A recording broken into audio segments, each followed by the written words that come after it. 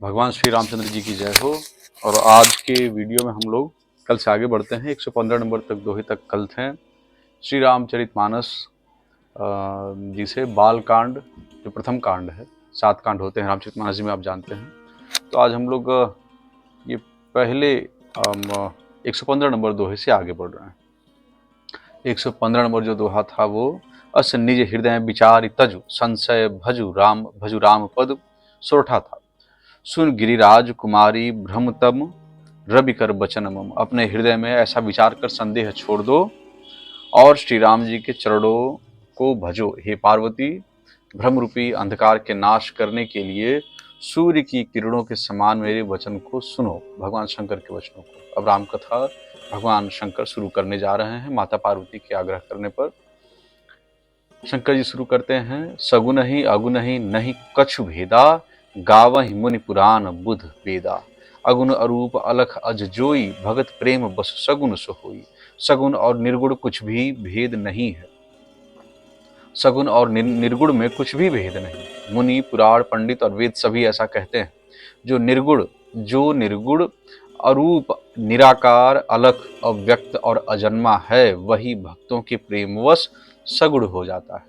आज का वीडियो थोड़ा छोटा बनाऊंगा, कुछ गणमान्य लोग आने वाले हैं, तो इस वीडियो में ये वीडियो छोटा होगा लेकिन इन्फॉर्मेटिव रहेगा। इन्फॉर्मेटिव इस तरह से कि निर्गुण और सगुण दोनों विचारधाराओं में द्वंद्व देखा जा सकता है, आज भी, वर्तमान में, उस पीछे भी था, पीछे समय में भी।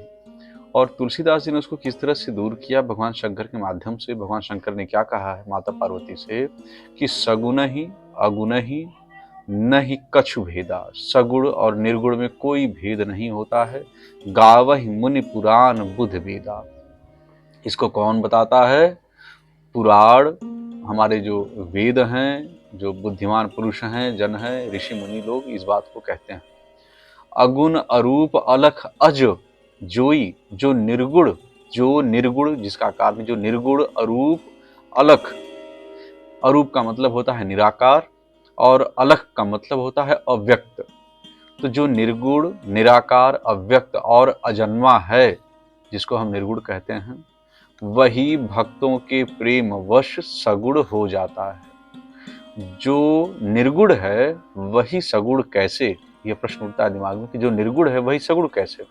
जैसे जल और ओले में भेद नहीं है। जल और ओले में भेद नहीं है। बर्फ के भिन्न भिन्न रूपों को आप देखेंगे तो जल ही है जो ठंडी जब होती है ज़्यादा तो बर्फ बन जाती है 0 डिग्री से नीचे जाने पर, और जैसे ही ये 100 पे होती है तो ये वाष्प बन जाती है पूरी तरह से।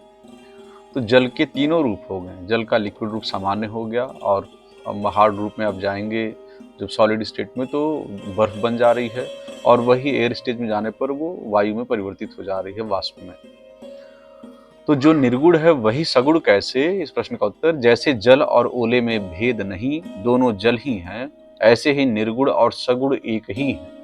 जिसका नाम भ्रम रूपी अंधकार के मिटाने के लिए सूर्य है, उसके लिए मोह का प्रसंग भी कैसे कहा जा सकता है? जिसका नाम भ्रम रूपी अंधकार के मिटाने के लिए सूर्य है, भगवान राम का नाम, उसके लिए मोह का प्रसंग भी कैसे कहा जा सकता है? श्री रामचंद्र जी सच्चिदानंद स्वरूप सूर्य हैं, वहां मोह रूपी रात्रि का लवलेश भी नहीं है। वे स्वभाव से ही प्रकाश रूप और षड्श्वैर्य युक्त भगवान हैं, वहां तो विज्ञान रूपी प्रातः काल भी नहीं होता। अज्ञान रूपी रात्रि हो तब तो विज्ञान रूपी प्रातः काल हो। भगवान तो नित्य ज्ञान स्वरूप है। हर्ष, शोक, ज्ञान, अज्ञान, अहमता और अभिमान ये सब जीव के धर्म हैं। श्री रामचंद्र जी तो व्यापक ब्रह्म, परमानंद स्वरूप, परात्पर प्रभु और पुराण पुरुष हैं। इस बात को सारा जगत जानता है। जो पुराण पुरुष प्रसिद्ध हैं, जो पुरुष प्रसिद्ध हैं, प्रकाश के भंडार हैं, सब रूपों में प्रकट हैं राम जी।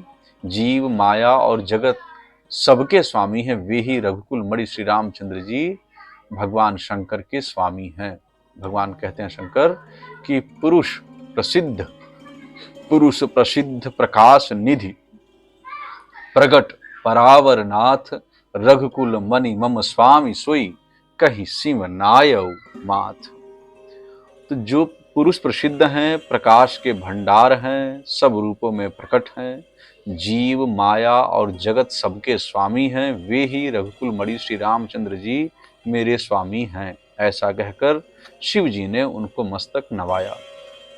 अज्ञानी मनुष्य अपने भ्रम को तो समझते नहीं और वे मूर्ख प्रभु श्री रामचंद्र जी पर उसका आरोप करते हैं। जैसे आकाश में बादलों का पर्दा देखकर कुविचारी अज्ञानी लोग कहते हैं कि बादलों ने सूर्य को ढक लिया। जो मनुष्य आंख में उंगली लगाकर देखता है उसके लिए तो दो दो चंद्रमा प्रकट प्रत्यक्ष दिखते हैं। हे पार्वती, श्री रामचंद्र जी के विषय में इस प्रकार मोह की कल्पना करना वैसा ही है जैसा आकाश में अंधकार, धुएं और धूल का सोहना दिखना। आकाश जैसे निर्मल और निर्लेप है, उसको कोई मलिन या स्पर्श नहीं कर सकता। इसी प्रकार भगवान श्री रामचंद्र जी नित्य निर्मल और निर्लेप हैं। विषय, इंद्रियां, इंद्रियों के देवता और जीवात्मा, ये सब एक की सहायता से एक चेतन होते हैं। अर्थात क्या है कि विषय, इंद्रियां, इंद्रियों के देवता और जीवात्मा, ये सब एक की सहायता से एक चेतन होते हैं। अर्थात विषयों का प्रकाश इंद्रियों से, इंद्रियों के देवताओं से और इंद्रियों के इंद्रिय देवताओं का चेतन जीवात्मा प्रकाश से होता है। इन सबका जो परम प्रकाशक है, अर्थात जिससे इन सब का प्रकाश होता है, वही अनादि ब्रह्म अयोध्या नरेश श्री रामचंद्र जी हैं। यह जगत प्रकाश्य है और श्री रामचंद्र जी इसके प्रकाशक हैं। कितना सुंदर अवधि का छंद है, देखिए कि जगत प्रकाश प्रकाशक रामु मायाधीश ज्ञान गुण धामु जासु सत्यता ते जड़ माया भास सत्य इव मोह सहाया। यह जगत प्रकाश्य है और श्री रामचंद्र जी इसके प्रकाशक हैं। वे माया के स्वामी और ज्ञान तथा गुणों के धाम हैं, जिनकी सत्ता से मोह की सहायता पाकर जड़ माया भी सत्य सी भाषित होती है। जैसे सीप में चांदी की और सूर्य की किरणों में पानी की बिना हुए भी प्रतीति होती है। यद्यपि यह प्रतीति तीनों कालों में झूठ है, तथापि इस भ्रम को कोई हटा नहीं सकता। इससे आगे आज 117 नंबर दोहे पे हम लोग इसको पूर्ण कर रहे हैं, रामचरितमानस जी का बालकांड जो है, और कल इससे आगे अगली वीडियो बनेगी। तब तक के लिए भगवान श्री रामचंद्र जी की जय।